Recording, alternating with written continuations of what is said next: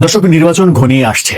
অতঃপর নির্বাচন কমিশন এবার জানিয়েই দিল যে ডিসেম্বরের প্রথমার্ধে আগামী নির্বাচনের তফসিল ঘোষণা করা হবে। তার মানে নির্বাচন বানচাল করার যত রকমের চেষ্টা ছিল বলে বিভিন্ন দিকে আলোচনা চলছিল, সেই চেষ্টাগুলোর বোধহয় আপাতত এক ধরনের পরাজয় ঘটল। আপাতত বলছি এই কারণেই যে কোনো মুহূর্তে পরিস্থিতি আবার পাল্টে যেতে পারে, কারণ বাংলাদেশে পরিস্থিতি পাল্টে যাওয়ার ইতিহাস নতুন নয়। নির্বাচনের তফসিল যখন ডিসেম্বরে ঘোষণা করবে নির্বাচন কমিশন, ডিসেম্বরের প্রথমার্ধে তারা মানে ডিসেম্বরের প্রথমে বলেছে তারা তফসিল ঘোষণা করবে। তার মানে হচ্ছে ফেব্রুয়ারির প্রথমে নির্বাচন হবে। সেই ক্ষেত্রে ফেব্রুয়ারির প্রথম সপ্তাহেও নির্বাচন হতে পারে, তেমনটাও ধারণা করা যেতে পারে। তার মানে নির্বাচনের ডামাডোল শুরু হয়ে গেল। কিন্তু নির্বাচনের ডামাডোল যখন শুরু হয়ে গেল, তখন নির্বাচন যারা চাইছিল না, কিংবা নির্বাচন যারা দেরিতে চাইছিল, নির্বাচনের আগে সংস্কার করতে হবে, জুলাই সনদ বাস্তবায়ন করতে হবে, বিচার শেষ করতে হবে, এমনকি উপদেষ্টা পরিষদের মধ্য থেকেও বলা হচ্ছিল যে বিচার শেষ হওয়ার আগে নির্বাচন হবে না, তাদের অবস্থান তাহলে কি হবে? বিএনপির এক নেতা মন্তব্যই করেছেন, একদিন আগে আমরা বলেছি যে নির্বাচনের তারিখ ঘোষণা করার কারণে কিছু কিছু উপদেষ্টার মন খারাপ। মেজর হাফিজ এরকম একটা মন্তব্য করেছেন। এই কিছু কিছু উপদেষ্টাদের মন খারাপের সাথে সাথে কিছু কিছু রাজনৈতিক দলেরও কি মন খারাপ হয়ে গেল? তারা কি শেষ পর্যন্ত এই রাজনৈতিক যুদ্ধে পরাজিত হবে? প্রাথমিক পরাজয় তাদের হলো, সেরকম পরিস্থিতি তৈরি হচ্ছে। কি ঘটতে যাচ্ছে নির্বাচন নিয়ে, এবং সত্যিই নির্বাচনের তফসিল ডিসেম্বরে ঘোষণা হবে কিনা, নাকি মাঝখানে আরেকটা বড় নাটক হবে, যে নাটকের মাধ্যমে অন্য কিছু ঘটবে, সেই আলোচনা করার চেষ্টা করবো এই ভিডিওতে। থাকবেন পলিটিক্স টিভির নিয়মিত আয়োজনে।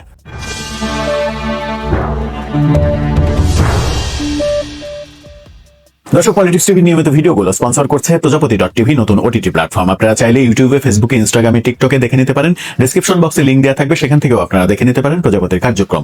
চলে যাচ্ছি মূল ভিডিওতে।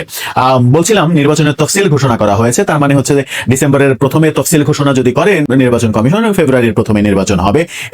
2 মাস আগে সাধারণত তফসিল ঘোষণা করা হয়, অথবা ফেব্রুয়ারির 10-12 তারিখের মধ্যেই নির্বাচন হবে। এটা এখন নির্বাচন কমিশনের ভাষ্যে স্পষ্ট বোঝা গেল। যে ভাষ্যটা তারা এর আগে কখনোই দেয়নি, সরকারের সিগন্যাল তারা পায়নি বলে তারা এর আগে দেয়নি। এখন গতকালকে যেহেতু সরকারের চিঠি তারা পেয়েছে, আজকে তারা ঘোষণা করে দিল ডিসেম্বরের প্রথমে তফসিল দেয়া হবে। তার মানে নির্বাচন আসছে। নির্বাচন যখন আসছে, তখন নির্বাচন কমিশনের অনেক কাজ বাকি, এখনো নিবন্ধনের কাজ বাকি। নতুন রাজনৈতিক দলগুলো যারা নিবন্ধনের আবেদন করেছে, 144টা দল, তাদের কারা কারা নিবন্ধন পাচ্ছে সেটা একটা গুরুত্বপূর্ণ বিষয়।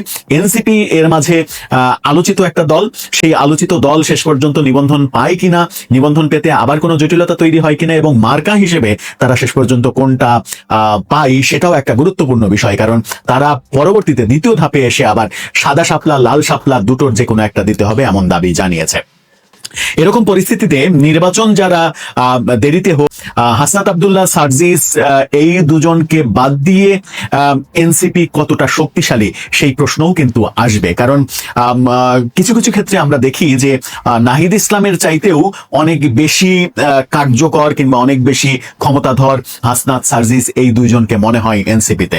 সুতরাং এই দুইজন যখন গোস্বা করেছে, এই দুইজনকে যখন বিপ্লবী হিসেবে জুলাই ঘোষণাপত্রের অনুষ্ঠানে দাওয়াত দেওয়া হয়নি, এবং তাদের দাবি, হান্নান মাসুদের দাবি যে 158 জন যে সমন্বয়ক, সেই সমন্বয়ককে দাওয়াত দেওয়া হয়নি সবাইকে, এটা নিয়ে তাদের মধ্যে একটা সরকার বিরোধী এবং সরকারের উপরে রাগের পরিবেশ তৈরি হয়েছে। সরকারের সঙ্গে সম্পর্কে ভাঙন ধরেছে, সম্পর্কে ফাটল ধরেছে। এটা এখন একেবারে দৃশ্যমান সত্য, যেটা আমরা আরো একদিন আগে বলেছিলাম যে সরকারের সঙ্গে সম্পর্কের অবনতি হওয়ার কারণেই তারা কক্সবাজারে গিয়েছে। সেই কথাটাই সত্য হয়ে গেল, সরকারের সঙ্গে তাদের সম্পর্কের অবনতি হয়েছে। যদি সরকারের সঙ্গে সম্পর্কের অবনতি হয়, তাহলে তারা কি বিপদে পড়ে যাবে না? কারণ সরকার যদি তাদেরকে ছায়া না দেয়, বটবৃক্ষ হয়ে সরকার যদি তাদের উপরে ছায়া না দেয়, ছায়ার হাতটা যদি সরিয়ে নেয়, তাহলে তাদেরকে প্রতি পদে পদে বাধাগ্রস্ত হতে হবে, প্রতি পদে পদে ধাক্কা খেতে হবে। এই যেমন আমরা গতকালকে যে ঘটনাটা ঘটেছে, কক্সবাজারে তাদের উপরে গোয়েন্দা নজরদারির খবর দিয়েছিল যুগান্তর, যেটা নিয়ে আমরাও একটা ভিডিও বানিয়েছিলাম। আপনারা সেই ভিডিওটা অনেক বেশি পছন্দও করেছেন। সেখানে সেটাকে নিয়ে একটা আলোচনা কিন্তু উস্কে গেছে। সেটা হচ্ছে যে এই যে গোয়েন্দা নজরদারির ব্যাপারটা, এটাকে অনেকে সামাজিক যোগাযোগ মাধ্যমে নাটক হিসেবে উপস্থাপন করতে চাইছেন। কারণ কক্সবাজারে তারা দল বল মানে বহর নিয়ে যায়নি, আর বহর নিয়ে যায়নি মানে তাদের নিরাপত্তা একটা বড় ইস্যু। তাদের নিরাপত্তা বাংলাদেশের যেখানেই যাক তাদের নিরাপত্তা একটা বড় ইস্যু। কারণ জুলাই আন্দোলনে তারা যাদের বিরুদ্ধে আন্দোলন করেছে তারা তো তাদের একটা বড় শত্রুপক্ষ, আর তাদের এই বড় শত্রুপক্ষ তো সব জায়গাতেই রয়েছে, সেহেতু তাদের নিরাপত্তা একটা বড় ইস্যু। তাদেরকে কক্সবাজারের নিরাপত্তা দেওয়ার জন্যই গোয়েন্দা সংস্থাগুলো সাদা পোশাকে তাদেরকে ছায়ার মতো ঘিরে রেখেছে। এরকম আলোচনা আমরা সামাজিক যোগাযোগ মাধ্যমে হতে দেখেছি, এবং সেটাকেই গোয়েন্দা নজরদারি হিসেবে যুগান্তর উপস্থাপন করে সরকারের যেন সেখানে কোনো দায় না থাকে, সরকার তাদেরকে নিরাপত্তা দিচ্ছে এই ব্যাপারটা যেন আলোচিত সমালোচিত হতে না পারে, সেই কারণেই সরকার এক ধরনের কৌশল নিয়েছে। তার মানে সরকারের সঙ্গে সম্পর্কের অবনতি তারা ঘটাতে চাইছে যখন, তখনও কিন্তু সরকার তাদেরকে ছায়ার মতো নিরাপত্তা দিচ্ছে। এত ভালোবাসা তারা যদি ছেড়ে যেতে চায় তাহলে তাদের জন্য সেটা বুমেরাং হতে পারে। যেটা বলছিলাম যে নির্বাচন পেছানোর যে নানা কৌশল সরকারের মধ্যেও কদিন আগেই আমরা জেনেছি, কদিন আগে না একদিন আগেই বিএনপির এক নেতা মন্তব্য করেছেন যে নির্বাচনের তারিখ ঘোষণা করার কারণে সরকারের কিছু উপদেষ্টার মন খারাপ।